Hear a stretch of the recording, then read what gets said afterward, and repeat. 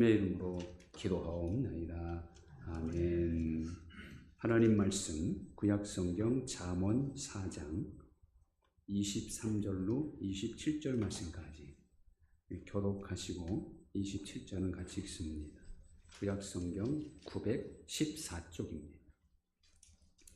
잠언 4장 23절입니다. 모든 지킬 만한 것 중에 더욱 내 마음을 지키라. 생명의 근원이 이에서 남이니라. 부끄러진 말을 내 입에서 버리며 비뚤어진 말을 내 입술에서 멀리하라. 내 눈은 바로 보며 내 눈꺼풀은 내 앞을 곧게 살펴 내 발이 행할 길을 평탄하게 하며 내 모든 일을 든든히 하라. 좌로나 우로나 치우치지 말고 내 발을 악에서 떠나게 하라. 아멘. 재산을 잃어버리는 것은 인생의 일부분을 잃어버린 것이고, 용기를 잃어버리는 것은 많은 것을 잃어버리는 것이다. 또 건강을 잃어버리는 것은 인생의 절반을 잃어버리는 것이고, 명예를 잃는 것은 인생의 전부를 잃는 것이다 라는 그런 말이 있습니다. 수고하고 땀 흘려 갖게 된 재산을 한 번의 잘못과 실수로 다 잃어버린다면 그 너무나 얼마나 슬프고 힘든 일입니까? 그런데 이 건강을 잃어버리게 되면요, 모든 것이 의미가 없게 되어버립니다. 아무리 맛있는 음식이 있더라도 건강하지 못하면 먹을 수가 없고, 아무리 돈을 많이 가지고 있어도 하고 싶은 거 하고 싶고, 하고 싶은 거 가고 싶은 거 다 할 수가 없습니다. 건강해야 재산도 유용하게 쓸 수 있는 것이고 무엇이든 할 수 있는 것이죠. 그러나 우리 무엇보다 명예를 지켜야 합니다. 명예가 뭡니까? 뭘 이름을 높이는 것, 그것도 명예라고 할 수 있지만은 명예라는 것은 떳떳함입니다. 하나님 앞에서나 사람들 앞에서 떳떳할 수 있는 것, 그게 명예로운 것이죠. 만일 떳떳하지 못하다면 어디서나 설 자리가 없게 됩니다. 설 자리가 없다면 외로울 것이고 인생의 의미를 상실하고 마는 것이죠. 가정에서 아버지로서, 남편으로서, 또는 어머니로서, 아내로서 떳떳할 수 있어야 합니다. 남편은 아내에게, 아내는 남편에게 떳떳해야 건강한 가정, 행복한 가정을 이룰 수 있는 것입니다. 또 자녀들에게 떳떳한 부모가 되어야 자녀들을 바로 양육할 수 있는 것이죠. 누구 만날까 봐 두려워한다면 그 사람은 자유롭게 다닐 수 없게 될 겁니다. 내가 있어야 할 자리를 잘 지키고 가지 말아야 할 곳, 절대 있어서는 안 되는 곳에 갔다가 누구에게라도 발각이 된다면 그 얼마나 부끄럽고 창피한 일입니까? 우리는 무엇보다 하나님의 자녀로서 떳떳한 자리를 지켜야 합니다. 대한민국 국민으로서 떳떳하려면 법을 지켜야 되죠. 법을 위반하는 사람은 어디서나 떳떳할 수 없습니다. 대한민국의 법을 지키고 사는 사람은 대한민국 안에서는 어디서나 자유로울 수가 있는 것이지요. 우리는 천국의 시민권자들입니다. 그렇다면 천국의 주인이신 하나님의 법을 지켜야 합니다. 하나님의 법을 지키고 사는 것이 신앙이고, 그렇게 사는 사람은 하나님 앞에서 담대함을 얻을 수 있고 하나님께 기도하면 응답 받을 수가 있는 것입니다. 잠언 28장 9절에 보면 사람의 귀를 돌려 율법을 듣지 아니하면 그의 기도도 가증하니라. 우리가 하나님께 기도할 때 응답 받으려면 무엇보다 하나님의 율법을 듣고 살아야 한다는 것이지요. 우리가 하나님의 자녀라면 당연히 하나님의 법을 지켜야 합니다. 하나님의 법을 지키고 사는 것이 믿음이고, 그것이 하나님이 가장 기뻐하시는 일이고 하나님께 가장 떳떳한 일입니다. 오늘 말씀은 우리가 반드시 지켜야 할 것이 무엇인지를 강조합니다. 세상 속에서 하나님의 자녀로 바로 살기 위해서 무엇을 지켜야 할지, 첫째는 마음을 지키라고 합니다. 23절, 모든 지킬 만한 것 중에 더욱 내 마음을 지키라. 생명의 근원이 이에서 남이니라. 모든 지킬 만한 것 중에 더욱 내 마음을 지키라. 이 말은 가장 우선적으로 가장 잘 지키라는 겁니다. 왜냐하면 생명의 근원이 여기서 남이기 때문이죠. 이건 다른 말로 말하면 마음을 지키지 못하면 생명도 잃을 수 있다는 겁니다. 마음을 지키지 못할 때 죄에 빠지게 되고, 죄는 우리에게 사망을 사고로 주기 때문에 우리는 무엇보다 마음을 지켜야 합니다. 여러분, 사탄도 우리 마음을 공격하죠. 우리 마음의 틈을 타서 의심하게 하고 낙심하게 하고 분노하게 하고 시기 질투하게 합니다. 그래서 마음을 지키지 못하는 사람의 마음은 사탄의 놀이터가 되는 겁니다. 여러분, 가룟 유다가 예수님을 어떻게 배신합니까? 요한복음 13장 27절에는 이런 말씀이 있어요. 조각을 받은 후 곧 사탄이 그 속에 들어간지라. 이에 예수께서 유다에게 이르시되 네가 하는 일을 속히 하라.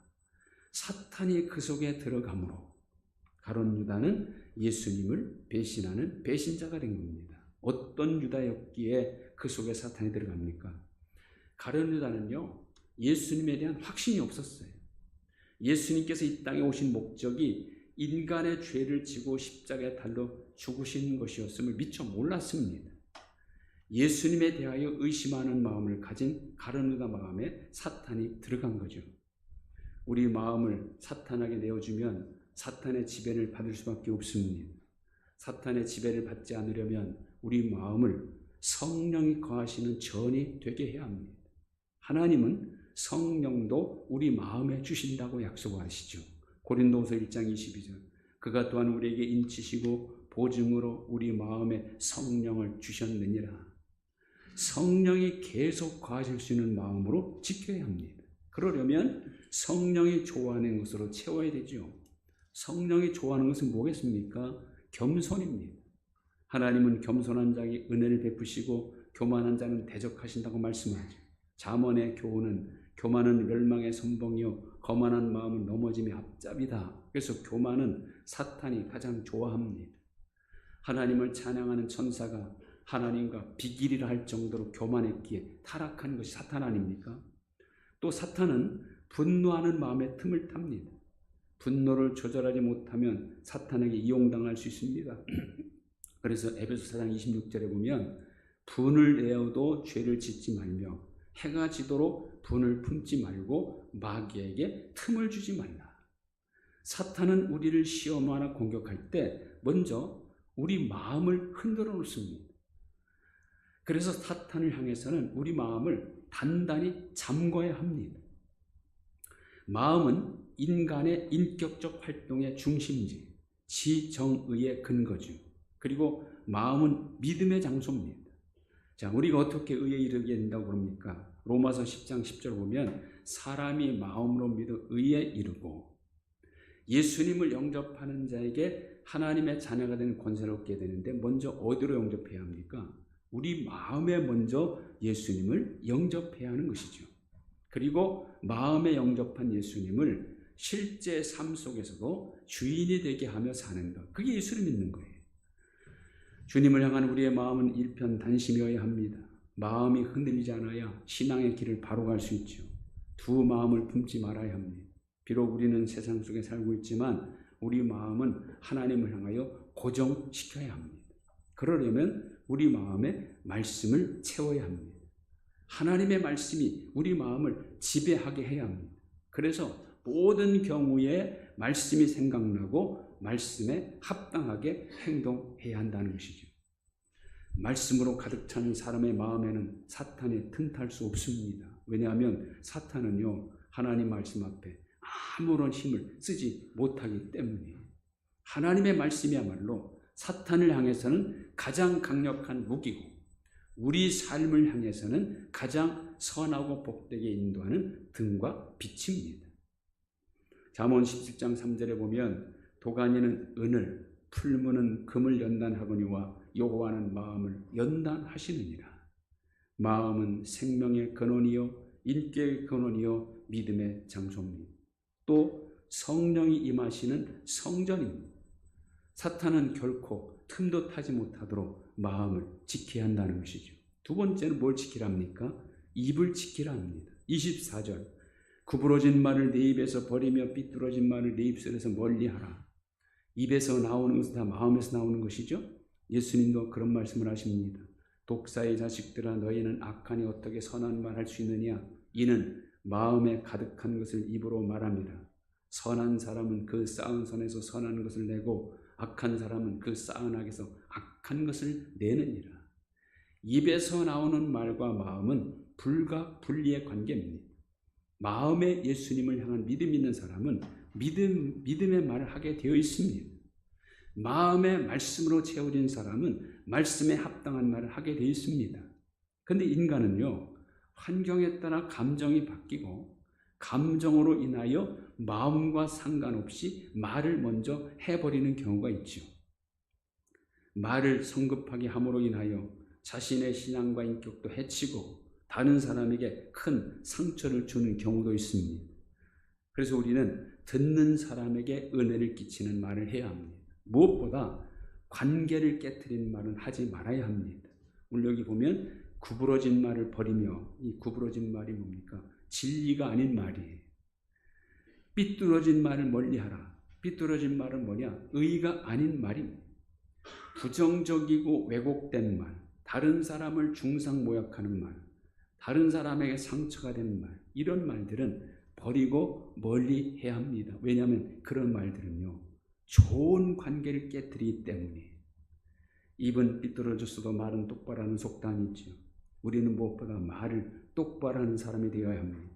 더러운 말, 음담패설, 불신앙적인 언어, 경우에 합당하지 않은 말들은 누가 들어도 마음이 상할 수밖에 없습니다. 이런 말을 버려야 된다는 거죠. 세 번째는 눈을 지키라 합니다. 25절. 내 눈을 바로 보며 내 눈꺼풀은 내 앞을 곱게 살펴. 여기 눈을 바로 보며 곱게 살펴 이렇게 말. 이거는 정면을 집중하여 바라보라. 주시하라는 뜻입니다. 정면에 있는 대상에 대해서 흔들림 없이 집중적으로 고정하라. 바른 목표를 향해서 좌로나 우로나 치우치지 말고 누가 뭐래도 꿋꿋이 가라. 이런 말이에요. 그래서 우리의 눈은, 우리 관심은 온통 하나님께 둬야 합니다.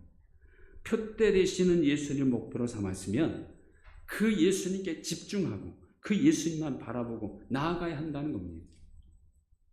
뒤도 돌아보지 말아야 합니다. 목표에 대해서 의심하지 말고 그 목표에 고정하고 목표를 향하여 끊임없이 나아가라는 것입니다. 우리의 목표이신 예수님의 말로 반드시 우리를 승리로 가장 영광스럽게 해주시는 분임을 확신하고 의심하지 말아야 합니다. 그래서 우리 눈을 이 예수님께 고정시키고 예수님만 바라보고 나아가야 한다는 것이죠. 가룟 유다가 배신자가 된 것은 예수를 바라보다가 목표를 바꾼 거예요. 처음에 유다는 예수님의 말로 로마의 지배를 받고 있는 이스라엘 민족을 해방시켜 줄 수 있는 정치적인 메시아로 확신했어요. 왜냐하면 죽은 자를 살리죠. 어떤 병자든 다 낫게 하시죠. 배고픈 사람에게는 먹을 것을 풍성히 주시는 이런 예수님의 모습에서 완전한 해방자의 모습을 본 겁니다. 그래서 다른 제자들보다도 처음엔 열심히 쫓았어요. 근데 갈수록 예수님이 하신 말씀이 심상치 않습니다. 예수님은 이스라엘의 정치적인 해방에 대해서는 관심이 없었어요. 나는 죄인을 불러 구원하러 왔다. 나는 고난당하고 죽을 것이다. 그리고 3일 만에 다시 살아날 것이다. 이런 말씀만 자꾸 하는 거예요. 자기가 목표한 것과는 분명 다른 것을 말씀하고 있습니다. 그래서 그는 눈을 다른 데로 돌립니다. 예수님을 잡아 죽이려는 자들에게로 관심을 들렸고 그 관심이 그로 하여금 그들을 찾아가게 했고 결국 그들과 함께 예수님을 배신했던 겁니다. 예수님에 대한 확신이 없으면 우리는 한눈 팔 수밖에 없습니다. 왜 교회를 다니다가 믿음 생활하다가 이단과 사이에 빠집니까? 예수님에 대한 확신이 없기 때문에. 예수님이 유일한 구원자, 유일한 메시아임을 확신하는 사람은요, 어떤 감언 이설로 와서 우리를 유혹한다 할지라도 절대로 한눈 팔지 않습니다. 이제 우리의 눈을, 우리의 목표를 예수님께 고정시켜야 합니다. 그리고 네 번째는 뭘 지키랍니까? 26절, 네 발이 행할 길을 평탄하게 하며 내 모든 길을 든든히 하라. 좌로나 우로나 치우치지 말고 네 발을 악에서 떠나게 하라. 발을 지키라 합니다. 여기서 발은 행동을 의미하죠. 발을 평탄하게 하라는 것은 신중하게 헤아리고 행동하라는 것이고, 든든히 하라는 것은 목표를 향하여 가는데 장애가 되는 요소를 다 제거하라. 좌로나 우로나 치우치지 말라는 것은 시험과 유혹이 있더라도 흔들리지 말고 악에 빠지지 말라는 겁니다. 우리는 한 걸음만 하나님을 향하여 발을 떼어 놓으면 됩니다. 그러면 그 다음부터는 하나님이 인도하시고 이끌어 가시죠. 여호수아에게 하나님 약속하십니다. 너는 강하고 담대하라. 율법을 다 지켜 행하고 우로나 좌로나 치우치지 말라. 그리하면 어디로 가든지 형통하리니 내 길이 평탄하게 될 것이고 내 길이 형통하리라. 여호수아가 할 일은 하나님 말씀대로 행하는 것. 그러면 그의 모든 나아갈 길을 평탄하게 하고 형통하게 해준다는 겁니다. 과연 하나님은 명령대로 행하는 여호수아의 가는 길에 승리를 주시지요. 요단강을 마른 땅처럼 건너게 하시고 성 주위를 7일간 13바퀴를 돌자 견고한 여리고성을 무너뜨려 주십니다. 가나안 땅에 들어가서는 31개 성읍, 31명의 왕들을 다 쳐서 이기게 하십니다. 여호수아는 하나님 말씀대로만 가라.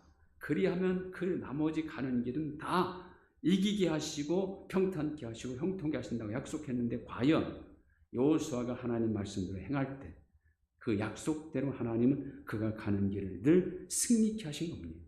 우리의 발은 한 걸음만 하나님 말씀대로 행하는 길로 떼어놓으면 됩니다. 남은 길은 하나님이 인도해 주신다는 거죠. 하나님의 자녀로서 세상을 살아가는 일은 참 힘든 일입니다.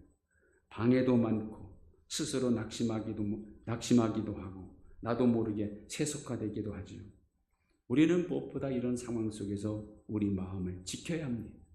우리 마음에 항상 성령이 계시도록 하나님 말씀으로 채워야 합니다. 입으로는 믿음의 말, 선한 말, 바른 말을 해야 하고 눈은 우리의 변함없는 목표, 우리를 확실한 승자로 세워가시는 예수 그리스도에게 고정시키고 한눈 팔지 말아야 합니다. 발은 항상 하나님을 향하여 먼저 한 걸음을 떼어 놓아야 합니다. 마음, 입, 눈, 발을 믿음의 도구로, 승리의 도구로 사용하셔서 여러분의 가는 길이 언제나 하나님의 은혜가 충만하시길 주님의 이름으로 축원드립니다. 하나님 감사합니다.